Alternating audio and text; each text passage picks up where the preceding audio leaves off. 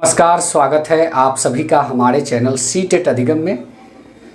दोस्तों, आप सभी का बहुत सारा कमेंट ये आता है, महिला खास करके कमेंट करती हैं, उनका मार्क्स जो है सीटेट का बहुत सारे अभ्यर्थियों का जो है 75 से ऊपर है और 80 के बीच में है। जी हाँ, जिस प्रकार से आप सभी जानते हैं कि सीटेट जो क्वालिफाई मानता है 55% पर क्वालिफाई मानता है। जी हाँ, और बिहार में जो है 75% पे क्वालिफाई माना जाता है। ऐसी स्थिति में महिलाओं में यह कन्फ्यूजन है कि क्या जो मार्क्स है, यानी कि यहाँ 82 हुआ इसका 55% 150 में, और यहाँ पे इनका मार्क्स हुआ यहाँ 50% होना चाहिए। 50% और मार्क्स में अगर देखा जाए तो ये 75 नंबर होता है। तो कहने का मतलब कि यहाँ पे कन्फ्यूजन है महिलाओं के बीच में बहुत सारी। आज उसी सब्जेक्ट पे इस वीडियो में हम बात करेंगे। और पहला चीज़ जो सबसे पहले हम बात करेंगे वो होगा अपीयरिंग का मामला। बहुत सारे अभ्यर्थियों में ये भी कन्फ्यूजन है कि अपीयरिंग का मतलब क्या है, यही बहुत सारे अभ्यर्थी को नहीं समझ में आ रहा है और इस पर बहुत सारे कमेंट भी आ रहे हैं। तो आज आप ही लोग के कमेंट के अकॉर्डिंग मैंने यह वीडियो बनाया है।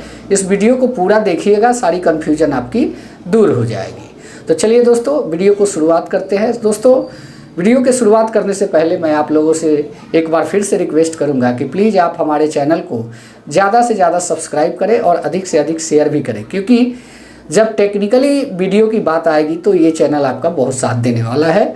इसलिए इस चैनल को ज़रूर सब्सक्राइब करें। चलिए वीडियो की शुरुआत करते हैं। सबसे पहले जानते हैं अपीयरिंग। अपीयरिंग का मतलब क्या होता है। देखिए, यहाँ पे चीज़ें समझने वाली है। मान लीजिए कि आप सेकेंड ईयर में गए, सेकेंड ईयर में जब गए, यानी कि फर्स्ट ईयर आप दे चुके होते हैं, तो सेकेंड ईयर में जब चले गए उस समय सीटेट का फॉर्म आपने भर दिया। किसके अकॉर्डिंग? अपीयरिंग लिख के। आप तो क्वालिफाई कर गए।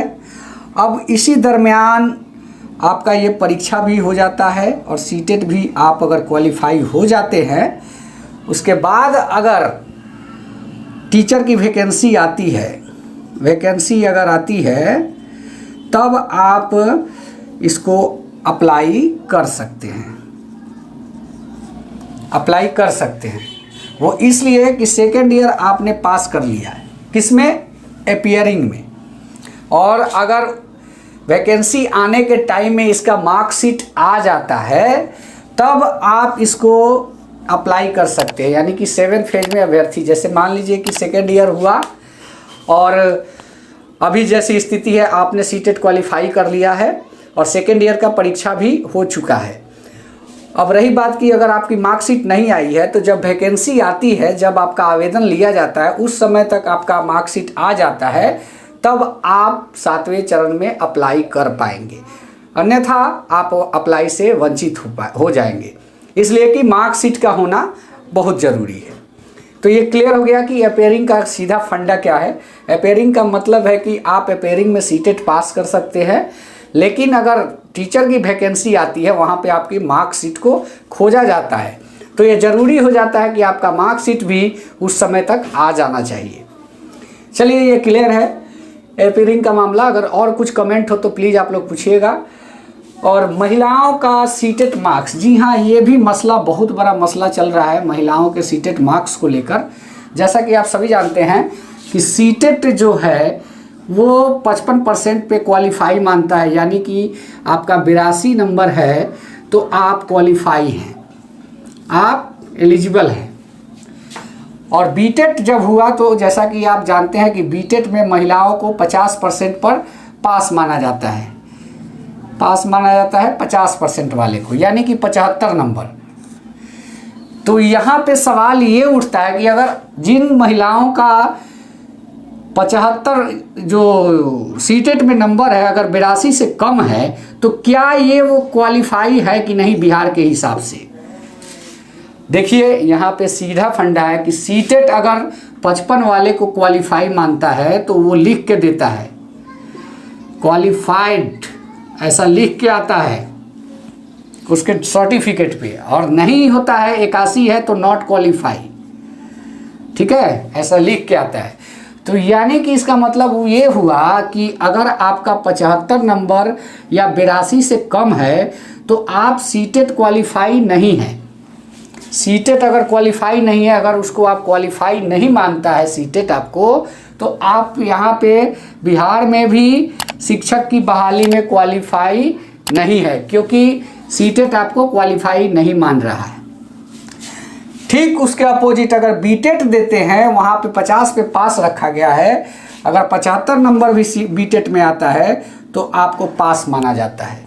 ऐसा ये ना सोचे कोई अभ्यर्थी कि सीटेट में मेरा 82 से कम है तो हम बिहार के लिए एलिजिबल है, ऐसा नहीं है, क्योंकि आपने डिसक्वालीफाई किया है, क्वालिफाई नहीं किया है। इसलिए आप 7वें चरण विज्ञापन जो शिक्षक बहाली है उसमें भी आप एलिजिबल नहीं है भरने के लिए। ये बात याद रखिएगा। बहुत सारा कमेंट आ रहा है इस सब्जेक्ट पे, इसलिए हमें यह वीडियो बनाना पड़ा है। बहुत सारे लोगों का सीटेट में जो है 82 से कम नंबर है, तो अपने आरक्षण रिजर्वेशन के अनुसार सोच रहे हैं कि हम बिहार के हिसाब से तो क्वालिफाई हैं। ऐसा नहीं है, क्योंकि इसने आपको डिसक्वालीफाई कर दिया है। ये अगर आपको क्वालिफाई मान लेता तो यहाँ पे भी आप वैलिड थे, यानी कि बिहार में भी वैलिड थे, लेकिन वो क्वालिफाई नहीं मान रहा, इसलिए आप वैलिड नहीं है। तो दोस्तों, ये छोटा सा वीडियो मैं इसीलिए बनाया कि आप लोग चीज़ों को भली भांति समझ पाएंगे।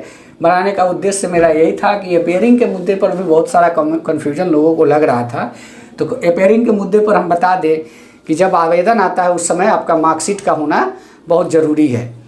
इसलिए अपेयरिंग में आपने सीटेट तो क्वालिफाई कर लिया, लेकिन मार्कशीट कैसे आ जाए इसके चक्कर में लगी है।